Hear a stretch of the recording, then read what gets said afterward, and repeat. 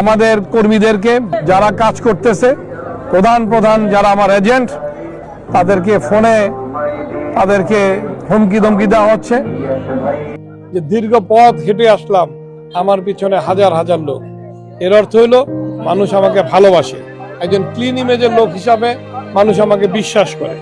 সন্ত্রাস, চাঁদাবাজি, ভূমিদস্যুতা, মাদক আমি প্রশ্রয় দিব না, আমি রুখে দাঁড়াবো। আমি দেখতে পাচ্ছি যে আমার অনেক কর্মীকে যারা বিভিন্ন ওয়ার্ডের বা বিভিন্ন সেন্টারের দায়িত্ব নিয়েছে, তাদেরকে ডেকে এনে ফোনে তাদেরকে হুমকি দেওয়া হচ্ছে। এটাতে আমি প্রশাসনকে জানিয়েছি, প্রশাসন বলেছে সেটা দেখবে।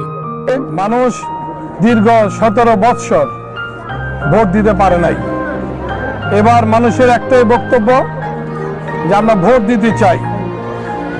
সরকার এবং প্রশাসন যদি নিরপেক্ষ থাকে এবং যার ভোট সে দিতে পারে, তাহলে এখানে একটা ভোটের বিপ্লব হবে।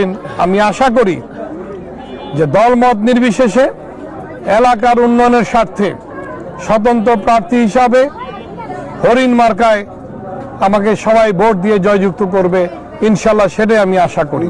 আমার 17 বৎসর বিএনপির জন্য কষ্ট করেছি। এরা যারা দেখতে পাচ্ছেন এরা সবাই বিএনপির নেতা কর্মী। আমার সঙ্গে যারা কাজ করতেছে সবাই বিএনপির নেতা কর্মী। দল জোটের স্বার্থে হয়তো কাউকে মনোনয়ন দিয়েছে, কিন্তু বিএনপির নেতা কর্মীরা সেটা মন থেকে মেনে নিতে পারে নাই, এলাকাবাসীরা মন থেকে মেনে নিতে পারে নাই। তাই জনগণের স্বার্থে নেতা কর্মীদের দাবির মুখে আমি স্বতন্ত্র নির্বাচন করতেছি। দল আমাকে সাধারণ নিয়ম অনুযায়ী আমাকে বহিষ্কার করেছে, কিন্তু আমার একটাই বক্তব্য, 2008 সালে আমার দেশনেত্রী বেগম খালেদা জিয়ার হাত ধরে আমার রাজনীতি শুরু। উনি আমাকে 2008 সালে মনোনয়ন দিয়েছিলেন, 2018 সালে মনোনয়ন আমাকে দিয়েছিলেন।